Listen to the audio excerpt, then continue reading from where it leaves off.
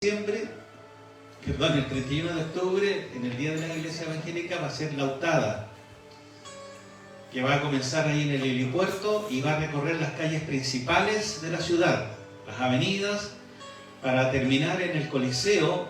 A las 4 de la tarde hay un culto general, donde todas las iglesias evangélicas de Valdivia debiéramos de marcar presencia en ese lugar, dando testimonio del agradecimiento que hay en nosotros porque se nos permite celebrar ese día, el Día de la Iglesia Evangélica y Protestante. Así es que vaya preparándose. Y esto que voy a hacer ahora no lo he hecho nunca, pero lo hago por primera vez.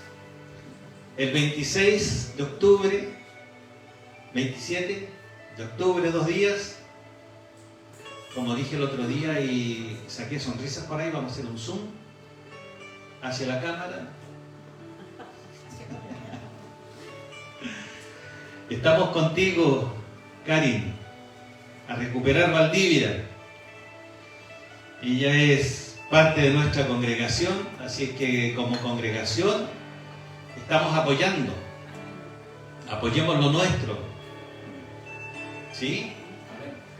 Si en esto no van los colores políticos, sino también van las personas, y aquí hace falta gente con un criterio temeroso, que puedan ser un aporte. Así es que Karin Figueroa, concejal, vota I-307, para que no se olviden. La vamos a bendecir. Yo sé que esto igual en otras iglesias está sucediendo, porque hay una hermana que está también luchando por la gobernación, Tamar. Esperamos que también le vaya bien. Y así, a nivel nacional, hay mucha gente cristiana de los nuestros que están más que por ocupar un cargo, ir a buscar un sueldo, están por afectar su entorno, si eso es. Cumpliendo lo que la palabra dice, que debemos de ser la sal de la tierra y la luz del mundo. Si no, ¿cómo? ¿Cómo vamos a afectar a los demás si no nos insertamos en medio de las tinieblas para llevar la luz? Porque tiniebla es ausencia de luz, ¿cierto? Y nosotros somos la luz. Somos luz. Amén. Amén. Bien, la semana pasada estuvo con nosotros en la predicación nuestro hermano Martín Lutero. Se parecía a mí, pero bueno, es que tenemos el mismo Señor, pues. Súper parecido. Sí, súper parecido, y ustedes se parecen todos entre todos porque son hijos de Dios, pues. Claro, se me dijeron que era muy parecido a mí. Y nos dejó, o me dejó planteado un desafío cuando se estaba despidiendo, que vamos a ver hoy día algo de las 5 solas. Y eso es precisamente lo que Lutero, bueno, en realidad no él en sí, no es el Lutero, sino que la verdad fue lanzada y revelada de parte de Dios hacia su vida, para que se pudiese dar cuenta, ¿cierto?, de lo que estaba sucediendo, ya ni siquiera al interior de la Iglesia Católica, sino que hacia el exterior, cómo se estaban vendiendo las indulgencias. Rodrigo, seas bienvenido. Y eso hay que decirlo. Él sufrió un malestar muy profundo por el hecho de que se estaban vendiendo los perdones. O sea, tú hacías y deshacías, podrías haber sido un criminal, un violador, un asesino, pero si tenías las lucas necesarias como para pagar el perdón, ibas donde estos monjes a comprar tu perdón. Incluso si tenías un pariente que falleció ya y que era malito, maloso, podías también comprar el perdón para él. Eso es lo que estaba sucediendo al interior y al exterior de la Iglesia Católica Apostólica Romana.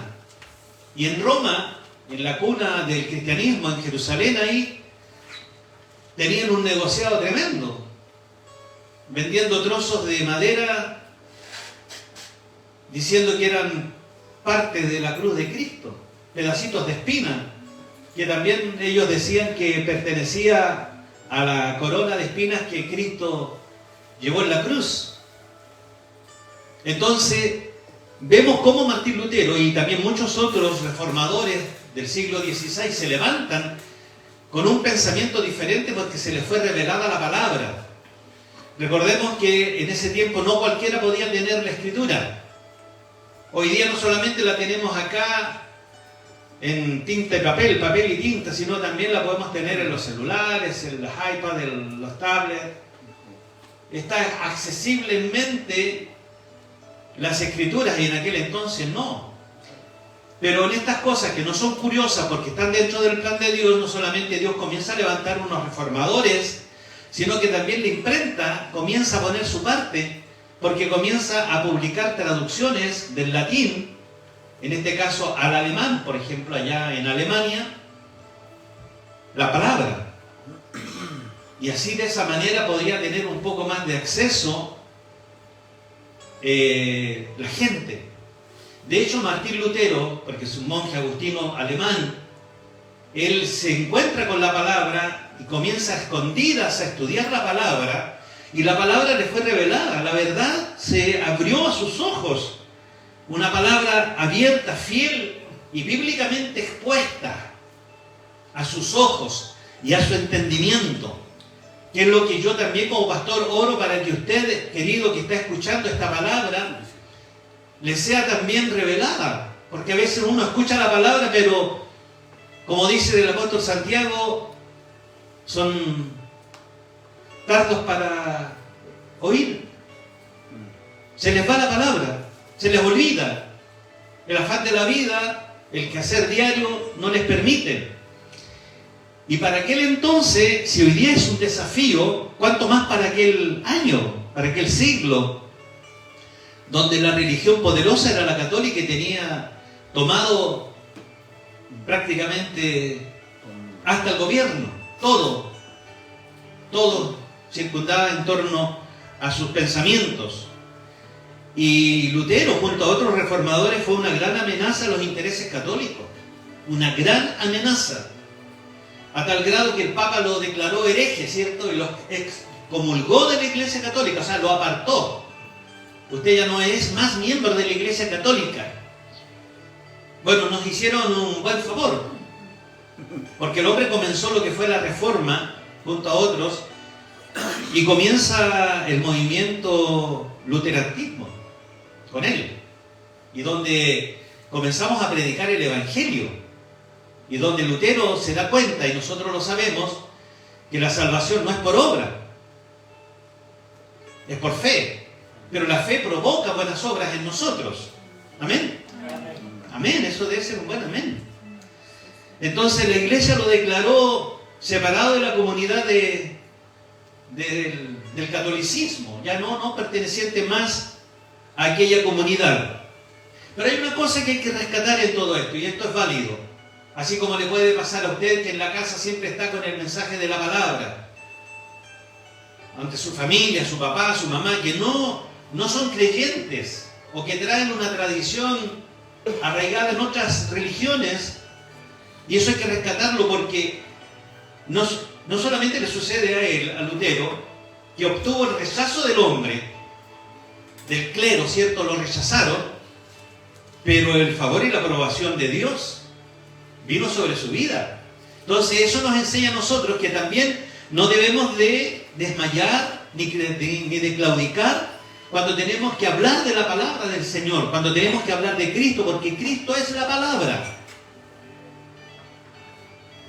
Muchos de nosotros van a ser rechazados, sin duda, pero gracias a eso tenemos la aprobación y el favor del Señor, donde nosotros estamos cada día empoderados de la palabra. Algo similar le pasó también a Pablo, ¿se recuerdan cuando fue a Galacia? También quisieron hacer algo con él porque estaba predicando el Evangelio de verdad. Algo muy parecido por defender la pureza del inamovible Evangelio de verdad. También Pablo se vio involucrado en algo cuando le escribe la carta a los Gálatas para contrarrestar el mensaje de los misioneros que llegaron después que fue él a plantar la iglesia. Llegaron misioneros a torcer la escritura a Galacia, a la iglesia de Gálatas, donde estos misioneros enseñaban que los gentiles debían de seguir ciertas costumbres o rituales judíos para poder obtener la salvación. Como por ejemplo, ser circuncidado. Si no eres circuncidado, no podías optar por la salvación. Ritos religiosos que sin duda el Antiguo Testamento también nos habla sobre aquello, pero ya no estamos circuncidados en lo físico, sino en lo espiritual, a través de la muerte de Cristo, ¿cierto? Entonces Pablo enseñaba aquello. Y obviamente, al enseñar a los jóvenes cristianos que tenían que realizar este rito de circuncisión, y Pablo les dice que no, que tienes que cortar el prepucio de tu corazón, no físicamente. Entonces se arroja el desagravio, el malestar de estos misioneros y de gran parte de la gente de Gálatas. Pero como Pablo tenía muy claro el tema, y nosotros tenemos que tenerlo claro, que nos buscamos la honra del hombre, escribe en Gálatas capítulo 1, y se los voy a compartir desde el verso 1 en adelante, donde Pablo deja bien claro quién es él, por qué envía el mensaje a la iglesia, y qué es lo que quiere compartir en ese momento. Gálatas 1 dice: Pablo, refiriéndose al mismo, apóstol, no de hombres ni por hombres, sino por Jesucristo y por Dios el Padre, que lo resucitó de los muertos, y a todos los hermanos que están conmigo, a las iglesias de Galacia. Gracia y paz sean a vosotros, de Dios el Padre y de nuestro Señor Jesucristo, el cual se dio a sí mismo por nuestros pecados, para librarnos del presente siglo malo, conforme a la voluntad de nuestro Dios y Padre, a quien sea la gloria por los siglos de los siglos. Amén. Y aquí en estos versículos que sigue, deja muy claro que no hay otro evangelio, sino solamente el evangelio de Jesucristo. El verso 6 dice: estoy maravillado. Quizás podría decir: estoy angustiado, afligido, estoy conmovido que ustedes ya no hayan conservado lo que yo les he predicado. Estoy maravillado de que tan pronto os hayáis alejado del que os llamó por la gracia de Cristo para seguir un evangelio diferente. O sea, se dejan seducir por evangelistas, por misioneros en aquel entonces, que sin duda predicaban un evangelio diferente. Hoy por hoy también sucede con el evangelio de la prosperidad, por ejemplo, y otras corrientes igual apostólicas, proféticas, que en realidad realzan otras cosas más que a Cristo, más que el evangelio puro y genuino que debemos de escuchar y predicar cada uno de nosotros. Verso 7 dice: no que haya otro, se refiere al evangelio, no es que haya otro, sino que hay algunos que os perturban y quieren pervertir el evangelio de Cristo. Mas si aún nosotros, o sea, yo, Pablo, o parte de mi gente, o un ángel del cielo, os anunciare otro evangelio diferente del que os hemos anunciado, sea llamado maldito, anatema, porque no existe otro evangelio. Eso lo tenía muy claro Lutero también, cuando le fue revelada la Escritura. Comenzó a estudiarla profundamente, a escondida, para poder ir tomando el curso de la luz de Cristo. Y el verso 10 es lo que yo quería traer a colación. ¿Busco pues ahora el favor de los hombres o el de Dios? ¿O trato de agradar a los hombres? Pues si todavía agradara a los hombres, no sería siervo de Cristo. El mensaje está claro. No podemos agradar a los hombres, sino que a través del evangelio de Cristo tenemos que llevar la verdad a quienes no conocen este evangelio que nos sacó de las tinieblas a la luz admirable. ¿Ya? Y no fue fácil en aquel entonces, como no lo es fácil hoy día tampoco. Porque mucha gente hoy día quiere escuchar un evangelio suave, liviano, sin compromiso. Un evangelio que te solucione los problemas. Y el evangelio no ha venido a solucionarte los problemas. Ha venido a mostrarte al Hijo de Dios, a Cristo, y a este crucificado, que muere para el perdón de nuestros pecados, pero no para hacernos la vida más fácil. Aunque a través de Cristo podemos tener soluciones diferentes cuando no lo tenemos. No sé si se entiende, pero es así.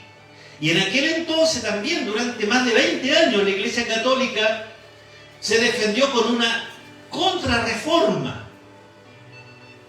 Cuando Lutero sale con esta reforma protestante, y es que hay un concilio donde se reúnen personajes importantes de la Iglesia Católica ahí en Trento, un concilio muy influyente. ¿Y por qué es importante históricamente este concilio? Porque ahí se definió la doctrina de la Iglesia sobre la Sagrada Escritura. O sea, la doctrina de la Iglesia prevalece sobre la palabra. ¿Usted piensa igual? No, ¿cierto? Eso fue lo que sucedió en aquel concilio. Y obviamente triunfa de nuevo el engaño, el fraude. Porque no podemos llamarlo de otra manera. Si antes de ese concilio, las cosas para la Iglesia Católica no pintaban bien, bueno, la cosa se puso peor. Y ahí había una pugna, porque habían intereses políticos y económicos muy fuertes. Y vamos a ver qué es lo que sucedió en ese concilio. En ese concilio donde se reunieron estos personajes, fue definida las nuevas normas dogmáticas, litúrgicas y éticas de la Iglesia. Ellos, como razonamiento humano, de alguna manera estipulan que esto es lo correcto. ¿Qué es lo que hay que hacer? En temas como, por ejemplo, la presencia real de Cristo en la Eucaristía, la justificación por la fe y también por las obras, la conservación de los 7 sacramentos, inamovible los 7 sacramentos. El tema de las indulgencias se siguió practicando bajo el mandato de ellos, desde la aprobación en el concilio.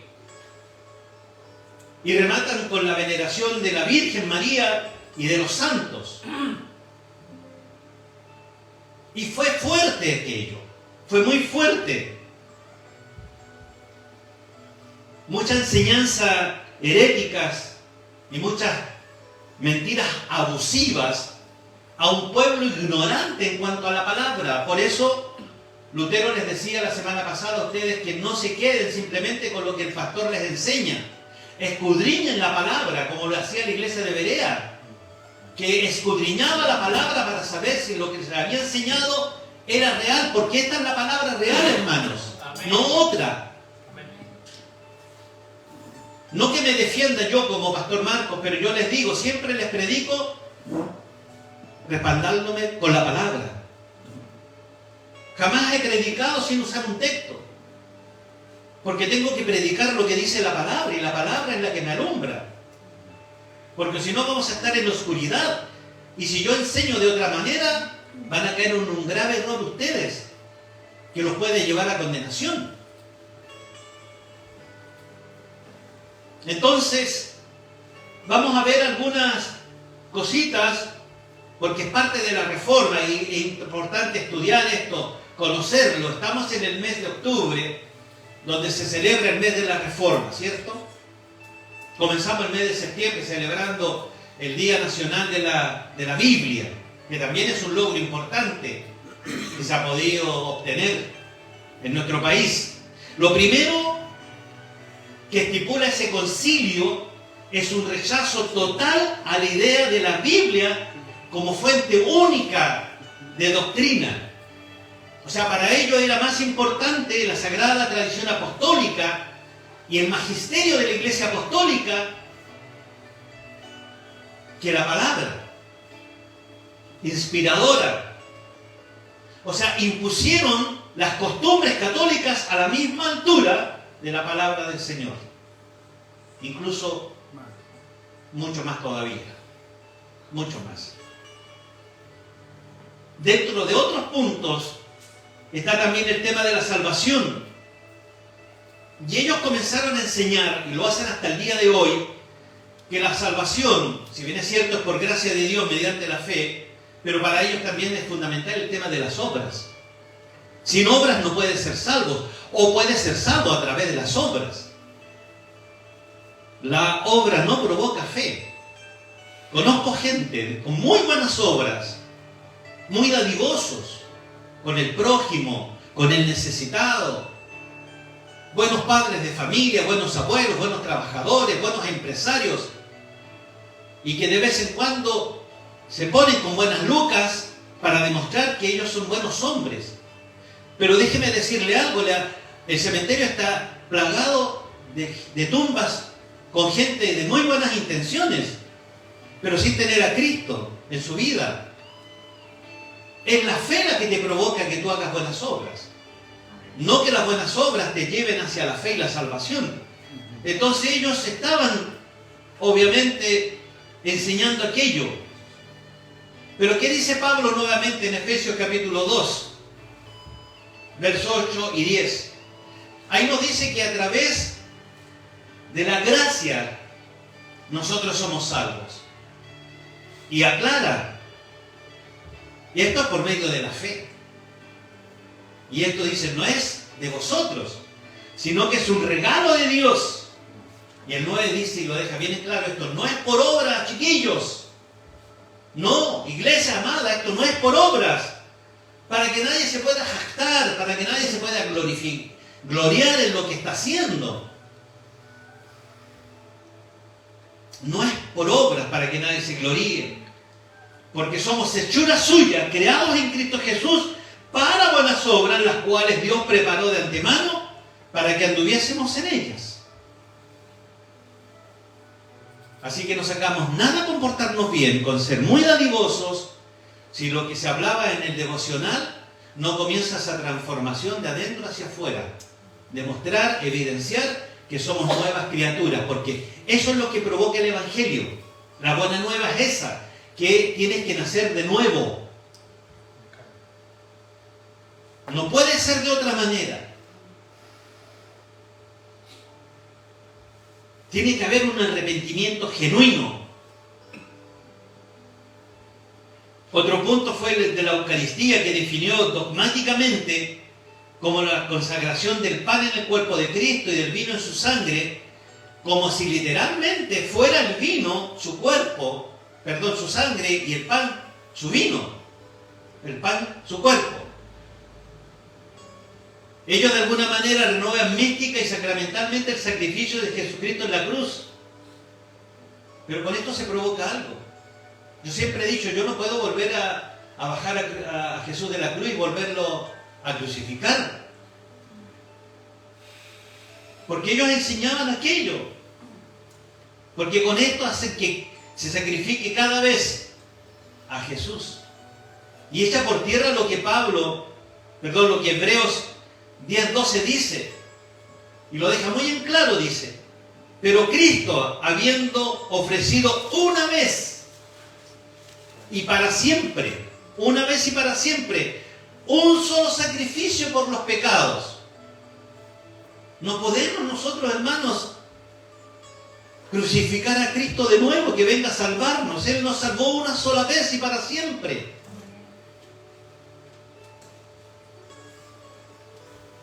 Un solo sacrificio por los pecados. Y Él está sentado a la diestra de Dios, una vez y para siempre. Eso es lo que enseña la palabra.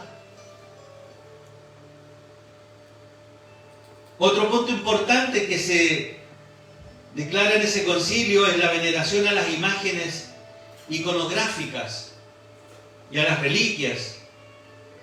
Muchos de ellos ligadas o vinculadas al culto cristiano a María, a los santos, a María como Madre de Jesús, como Virgen. Y todo esto confirmado como una práctica cristiana.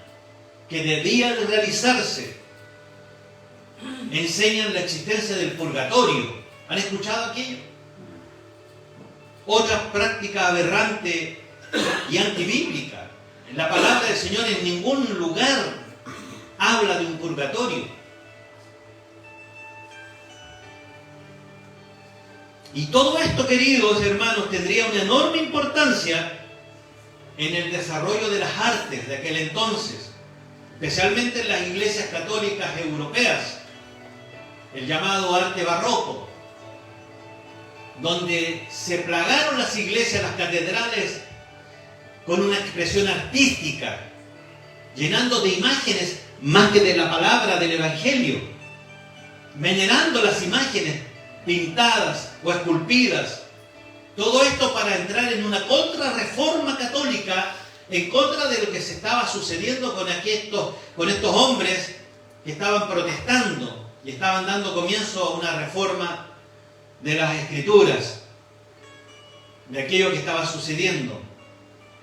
Bueno, mucho podríamos decir de las consecuencias, no solo religiosas, sino culturales, económicas, políticas, del avance social y económico de aquel tiempo en Europa.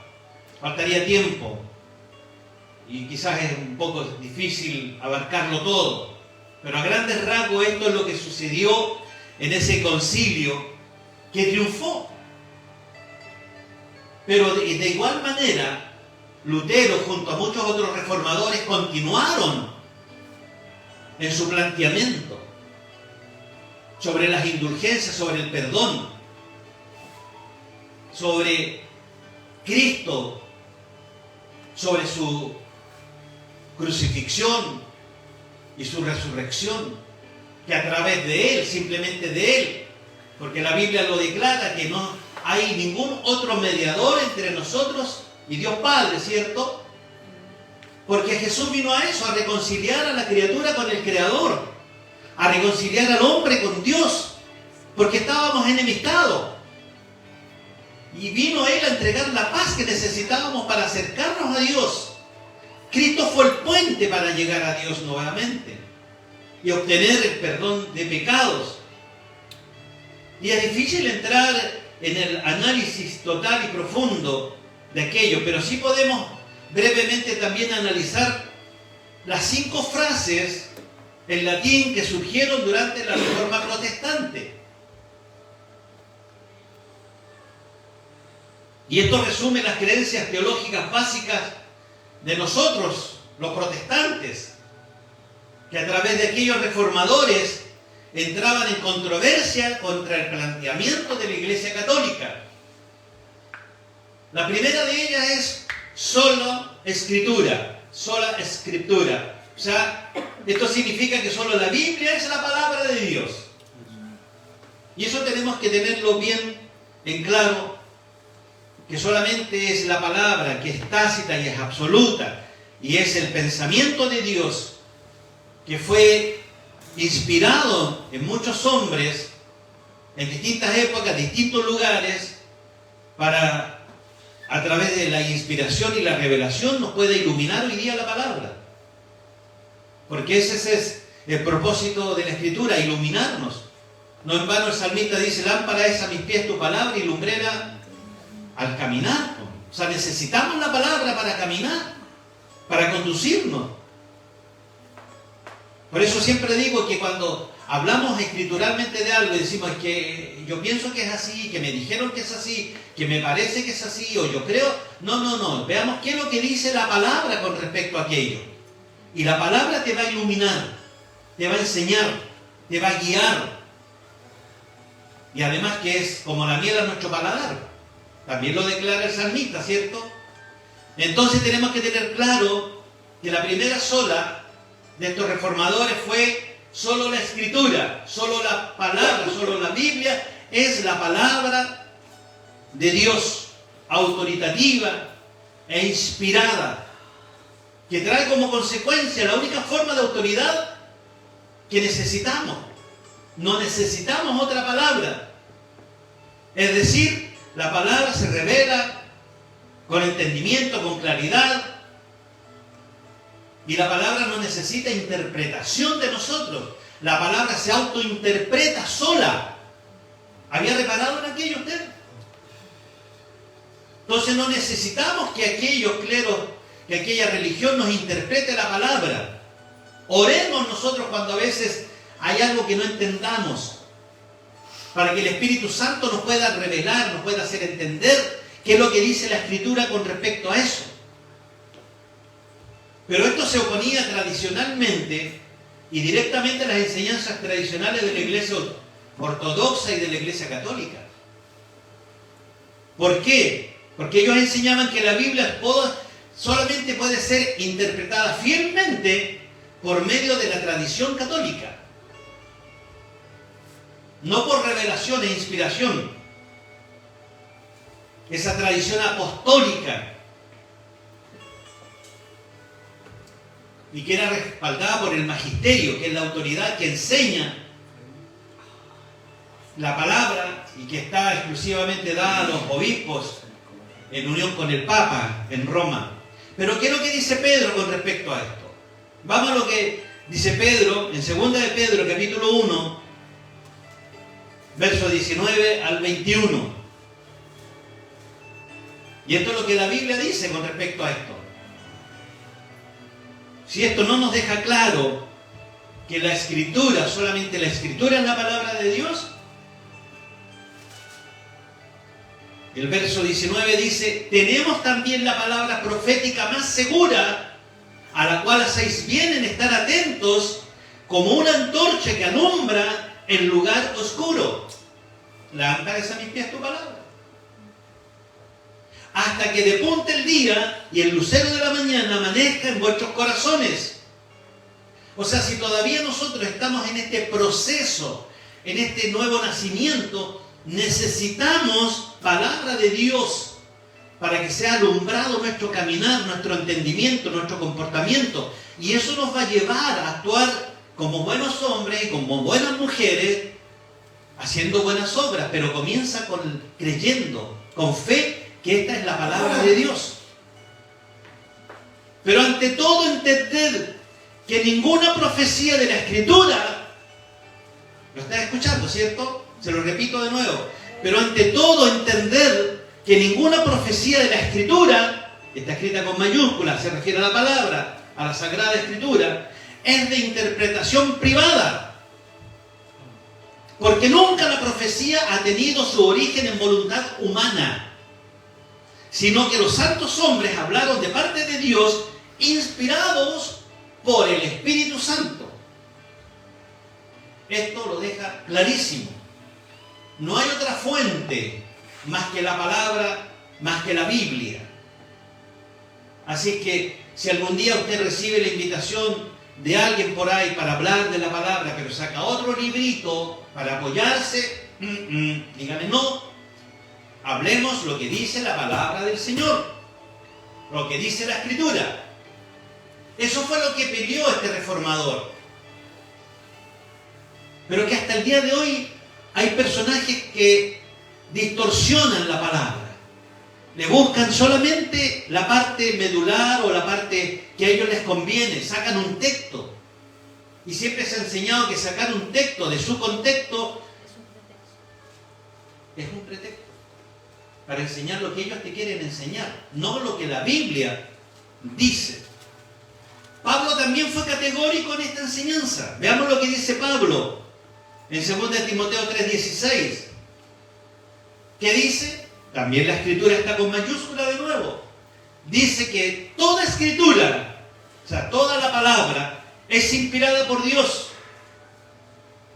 y que trae sus utilidades. Es útil para enseñar, sin duda.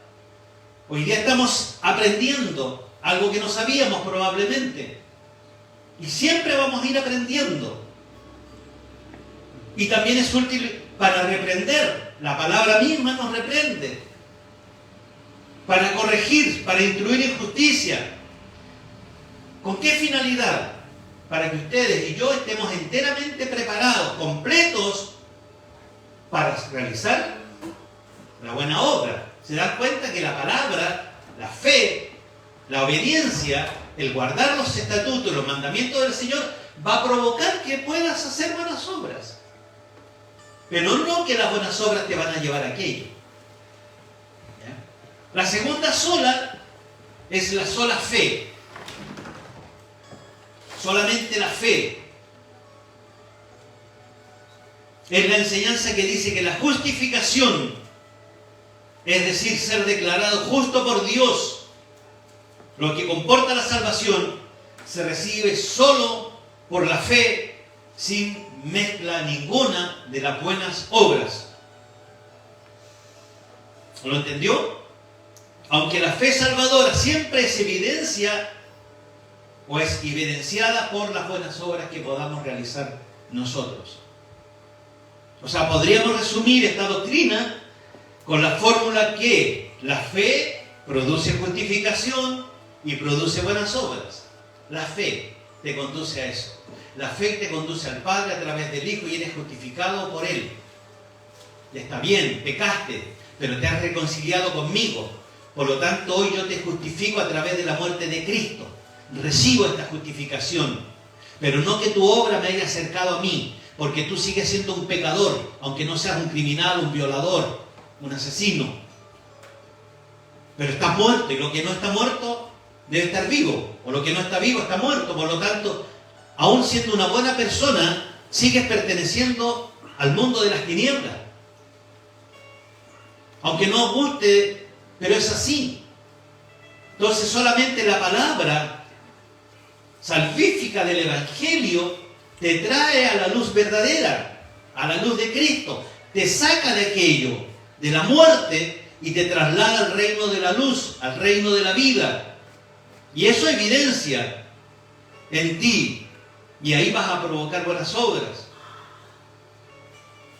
¿Qué enseñaba la Iglesia romana? Fe y buenas obras producen justificación. No, señores.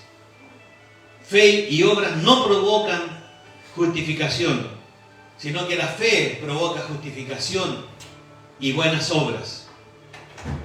Pablo lo dice en Gálatas 2:16.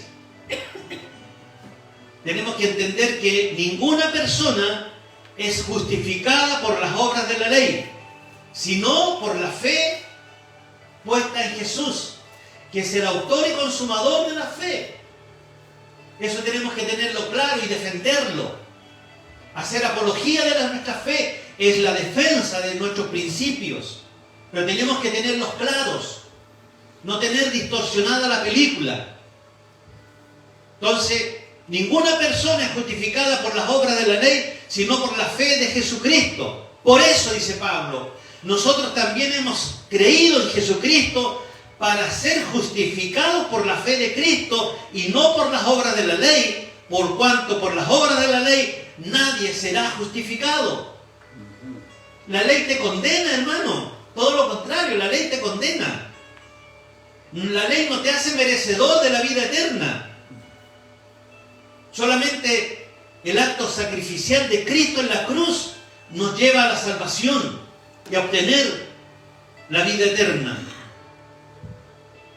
No voy a ocupar mucho tiempo en esto, sino que voy a concluir diciendo que las 5 solas guardan y clarifican el Evangelio. Aunque se ha montado un ofensivo ataque contra el mundo incrédulo, porque esto va a pasar con la gente incrédula que no lo va a entender. ¿Por qué? Porque la palabra no ha sido revelada a sus vidas, simplemente por eso. Porque cuando la palabra es revelada a tu vida, la situación cambia. Y los enemigos de Cristo se transforman en tus amigos, porque compartes una sola fe. Así. La otra sola es solo Cristo. La teología debe estar centrada en Cristo. Todo en Cristo. ¿Sabía usted que desde el Génesis al Apocalipsis se declara Cristo? ¿Cuántas profecías hay en el Antiguo Testamento sobre la persona de Cristo? ¿Cómo Dios se encargó que a través de hombres como Josué, como José, como David, pudiéramos ver reflejado a Cristo en él. Solo Cristo, hermanos. Todo gira en torno a él. Todo fue hecho por él, para él y de él son todas las cosas, dice la Escritura. O sea, el Señor provocó ese tremendo sacrificio, pero solamente a través de Cristo. Podría haber dicho, para no tener el sacrificio de Cristo y tenerlo a su lado, ustedes van a portarse bien, van a dejar de pecar, porque por su pecado están destituidos de la gloria, porque eso dice la palabra, por cuanto todos pecaron, están destituidos de la gloria de Dios, pero se van a portar bien, ¿ya? Y yo les voy a dar la salvación. Si yo soy Dios el Padre. Porque Cristo mismo dijo que Él no hacía nada de lo que no le había dicho el Padre que hiciese. Entonces, Él, Dios Padre, Jehová, podría haber dicho esto. Y tú, Cristo, te quedas tranquilito. No tienes que ir a sufrir a esa tierra corrupta, maloliente, corrompida, putrefacta, asesina. Pero no fue así. Hay un acto salvífico tremendo en esto, solamente a través de Cristo. Solamente a través de Él. La Escritura nos enseña, a través de la palabra del Señor, y Cristo es el punto principal de la Biblia. Incluso Él mismo dice que la palabra da testimonio de quién es Él. Juan 5:39. Aquí Cristo está dando una orden. Dice, escudriñad las Escrituras.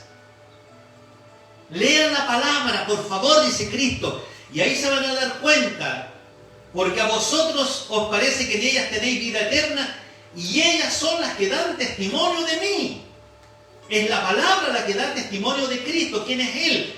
¿Cuál es su plan redentor? ¿Cuál es el propósito de Dios para con nosotros? Solamente Cristo. Nadie más. Aquí no hay un hombre que se le reveló un ángel y le dio otro evangelio. Eso es anatema. Solamente Cristo. Todo fue provocado por Él. El universo y todo lo creado fue para Él. Nosotros fuimos creados para la alabanza de su gloria. Y eso hay que entenderlo. Por eso me gusta mucho el pensamiento de este cura del Hogar de Cristo, ¿cómo se llama? El Padre Hurtado.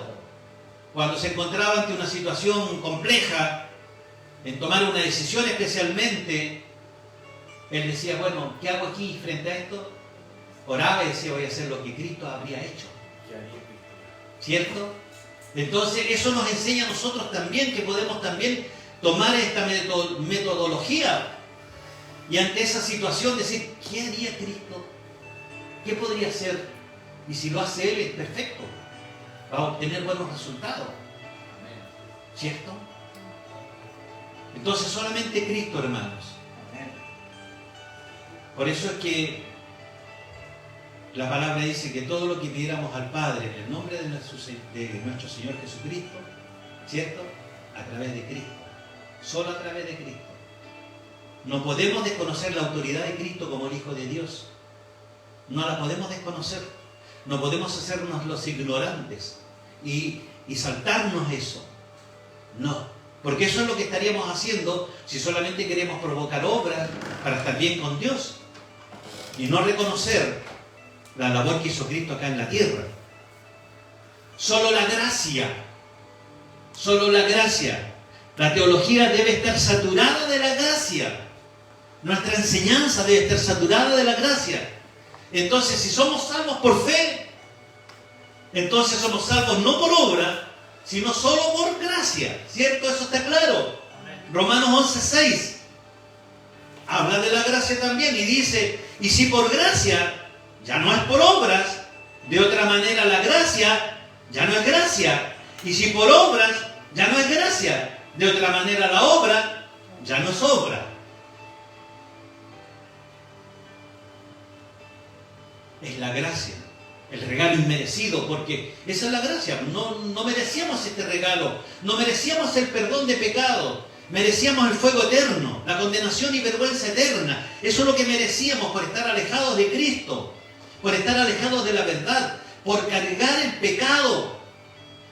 Entonces muchos se excusan diciendo, no, pues si yo no he pecado nunca, te he dicho que ni siquiera ha salido una palabra corrompida de mi boca. Pero traes el pecado a cuesta desde el jardín del Edén.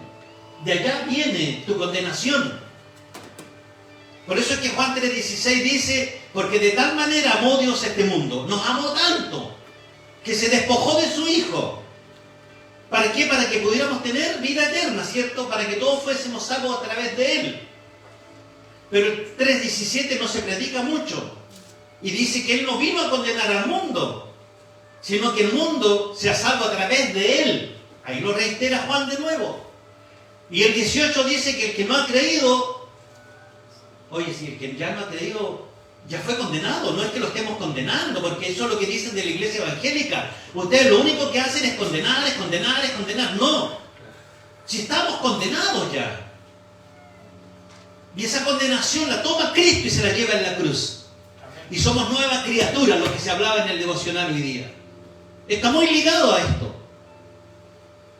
Si mientras no se provoque ese suceso en nuestra vida, vamos a seguir en condenación, hermanos.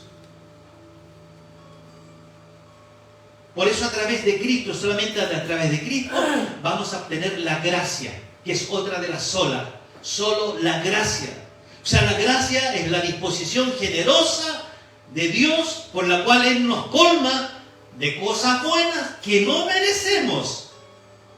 Pero por gracia las recibimos.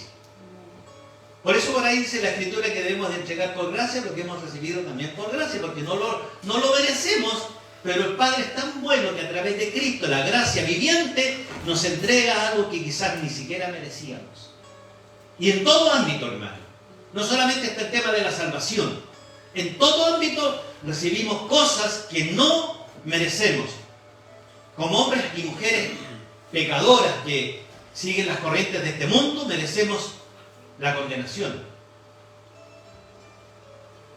Solo Dios es la gloria. La teología debe estar dominada por Dios. Cada una de las tres personas de la Trinidad, queridos, nos salva en una unidad armoniosa. O sea, de otra manera, nos lleva a adorar a Dios a través de la persona de Cristo y de lo que el Espíritu Santo provoca en nosotros. Porque hasta el día de hoy Él busca adoradores que le adoren en espíritu y en verdad. Amén. Tenemos comunión con el Hijo en gracia. Con el Hijo en gracia. Tenemos comunión con el Padre en amor. Y con el Espíritu Santo en fortaleza y consuelo. Recuerden que el mismo Cristo dijo, os enviaré otro consolador, que estará con ustedes hasta el fin de los tiempos. Yo me voy, por lo tanto les conviene que me vaya. Porque Él se transformó en nuestro Paracleto. El Paracleto es el abogado que está a tu disposición 24.7. No como estos abogados que tú los llamas y te toma la secretaria y solamente para pegar la firma te deja escuálido. Cristo no cobra. ¿Por qué? Porque Él ya pagó el precio. Amén. Amén. Claro, ya pagó el precio. Consumado es, eso significa. Entonces yo estoy arriba, a la diestra del Padre, intercediendo por ti. Ya yo pequé, Marcos Novoa, es necesario ser condenado. Y Él dice, pero si yo fui a morir por Él, y Él, aunque es pastor, es humano y se equivoca. Sí, tienes razón, tú fuiste a morir por Él, ya, ok. Y a través de Cristo me ve un poquito más justo. Porque no es justo ni uno solo, ¿o no? ¿Hay alguien que se crea justo acá? No, no vamos a sacar los trapitos al sol acá. Pero es así. No merecíamos ese regalo, esa gracia. Entonces, las 5 solas, como les decía, no son un mero resumen de la teología reformadora. es mucho más, pero protegen y clarifican el Evangelio. Lo dejan más claro para nuestro entendimiento. Las 5 solas es lo que se necesita para tener la verdad teológica, para cultivar la fe, para recibir la vida que viene en la persona de Cristo. Pero solo es el buen comienzo de algo. Porque si conservamos esto, si entendemos esto, vamos a tener un buen comienzo para mantenernos en el camino correcto. ¿Amén? Amén. Vamos a dejar hasta acá. La próxima semana vamos a volver a tocar este tema de la reforma, porque es necesario que se nos quede claro qué significa, qué celebramos, por qué es tan importante el que se hayan levantado esos hombres reformadores que realmente conmocionaron al clero apostólico romano, le derrumbó todos sus negocios. ¿Y por qué es importante que tengamos claro las 5 solas? ¿Amén? Incline su cabeza, vamos a orar. Tenemos que entender que el Evangelio es la buena nueva de salvación, no en la interpretación o el mensaje humano. Nosotros como predicadores solamente somos el portavoz de la palabra. La palabra es única, la palabra es Cristo, y es la palabra la que enseñamos. Es la palabra la que se revela a nuestra vida y nos confronta con el pecado. Porque mientras no reconozcamos que somos hombres o mujeres pecadoras, mientras no lo reconozcamos, Cristo no va a poder realizar en nosotros el plan sacrificial, el perdón de pecados. Tenemos que llegar a las plantas de Cristo, reconocer que solamente la Escritura es la inspiración de Dios para con los hombres, que utilizó este medio, que inspiró y que nos ilumina nuestro caminar, nuestro tránsito por la vida, y que solamente Cristo es el que nos lleva de nuevo al Padre a través de la fe, y que esa fe va a provocar buenas obras en nosotros para darle la gloria solamente a Dios. Así se resumen las 5 solas. Así se estipula realmente qué significa que estas 5 solas, estas 5 frases en latín hayan marcado un antes y un después en aquel entonces, y que hasta el día de hoy cobran vigencia. Te damos gracias, buen Dios. Te damos gracias porque a través de aquellos hombres tú les entregaste la oportunidad de poder esclarecer, de poder tomar, Señor, tu palabra y exhortarla a la luz de la Escritura, no del pensamiento, no de la doctrina humana, sino de lo que la palabra traía como inspiración. Señor, te damos gracias. Oramos por aquellos que todavía están en tinieblas, por aquellos que todavía están en oscuridad, por aquellos que todavía están en ignorancia. Todavía hay mucha gente que piensa que solamente con creer en ti tienen la salvación. Y no es así. No solamente es yo creo, porque la misma palabra, tu palabra, dice que hasta los demonios creen y tiemblan. Por lo tanto, hay algo más profundo. No solamente creer. Gracias te damos, buen Dios, porque tenemos a tu Hijo amado Jesucristo, quien vino a este mundo, Señor, a dar su vida por nosotros. Lo tenemos como un intercedor, como un abogado que nos defiende. El apóstol se encarga de recordarnos: hijitos míos, con tanto amor le habla a la iglesia, porque este es el mensaje a la iglesia. Hijitos míos, si alguno de vosotros hubiese pecado, abogado tenemos para con Dios, a Cristo, el justo. Es Él el que está intercediendo por nosotros. Sin duda pecaremos, sin duda caeremos, pero no practicamos el pecado, porque tenemos el Espíritu Santo que nos dirige nuevamente, que nos levanta, que nos instruye y que nos lleva en la dirección correcta. Nos cambia nuestro caminar. Él cambia los pasos del hombre y los redirecciona hacia la eternidad. Gracias te damos, Padre Celestial. Gracias por esta tu palabra, Señor. Bendecimos la iglesia Bendecimos a todos los que están por las plataformas, por las redes sociales, siguiéndonos domingo tras domingo. Oramos por ellos para que también reciban la bendición y la iluminación, especialmente por aquellos o aquellas que quieran incorporarse al cuerpo de Cristo, que no les venza el temor, que no se queden en casa, que puedan acudir al Santo Templo, porque es ahí donde se nos dirá qué hacer. Es en el lugar santísimo donde conviene estar. Gracias te damos, buen Dios, porque hoy día, Señor, tu presencia ha sido notoria, desde el principio hasta estos momentos, Señor. Te damos gracias por aquellos que de alguna u otra manera, Señor, te siguen, han buscado refugio en ti. Gracias, Padre. Oramos creyendo que tú eres Señor de nuestra vida y el único Salvador revelado por la palabra, la única palabra dada, Señor, a nosotros. Amén. La Sagrada Escritura. En el nombre de Jesús oramos. Amén y amén.